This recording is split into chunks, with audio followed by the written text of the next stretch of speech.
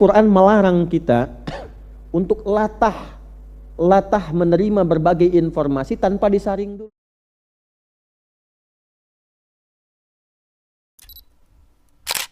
Jadi pastikan dalam kegiatan sehari-hari yang kita jalani itu ada keberkahan di dalamnya. Karena berkah itu yang menentukan kualitas uji di hari kiamat. Ya, kalau lisan itu tetap fungsinya bicara. Tapi keberkahan yang melekat pada lisan itu yang akan dihisab. Ya, keberkahan yang melekat kepada telinga dengan fungsi pendengaran itu yang akan dihisab.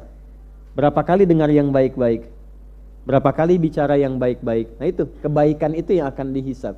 Nah kebaikan itu ketika diterjemahkan dalam bentuk perilaku disebut dengan amal saleh namanya. Ya, amal apa? Saleh. Nah tidak mungkin ada amal sebelum didahului oleh ilmu. Makanya alima mendahului amila.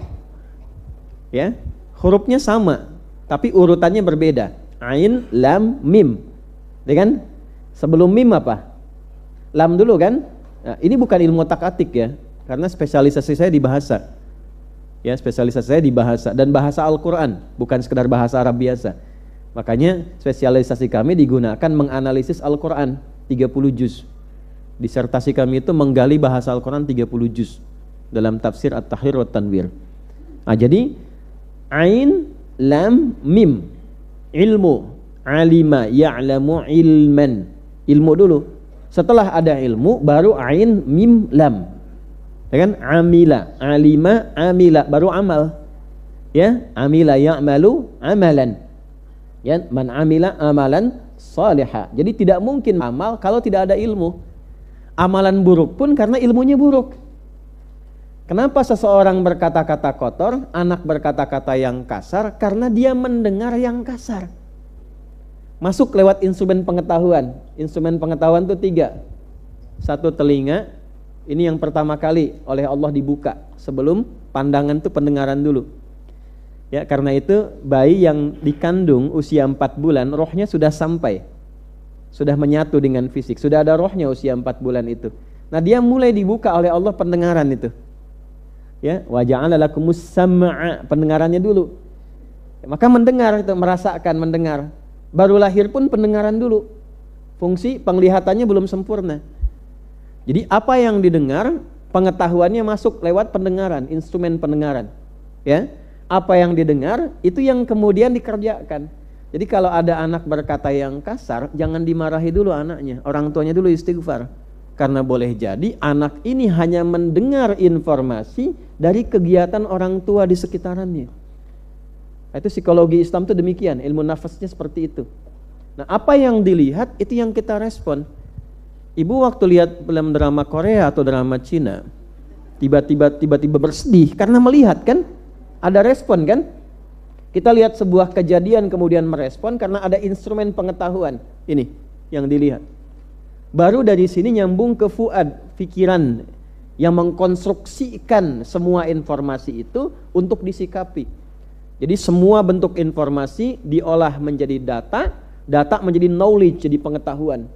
Nah, itu prosesnya dari pendengaran, dari penglihatan, diolah oleh akal kita, akal terdalamnya namanya fuad. Ya, fuad. Baru dari situ menjadi apa? Jadi amal, jadi respon.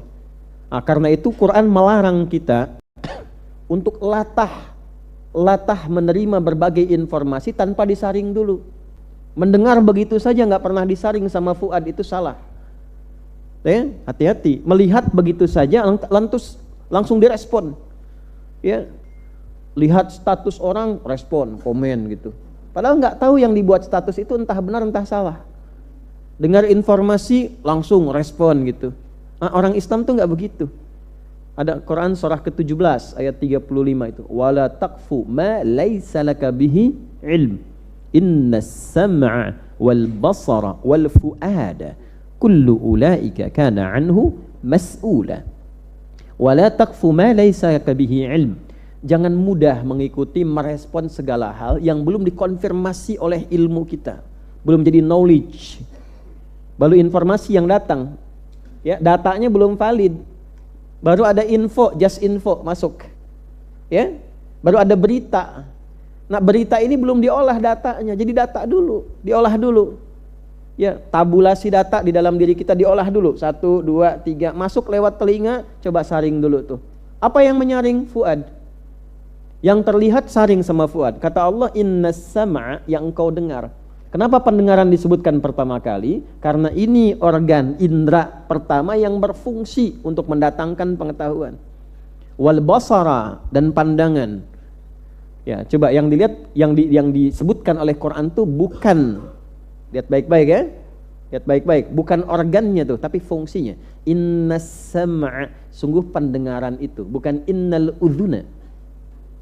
Karena ada orang punya telinga tapi nggak mau mendengar. Ya, masuk telinga kanan, keluar kanan lagi. Kalau kiri masih bisa lewat tuh, keluar kanan lagi, nggak mau dengar. Ada yang begitu tuh, ya.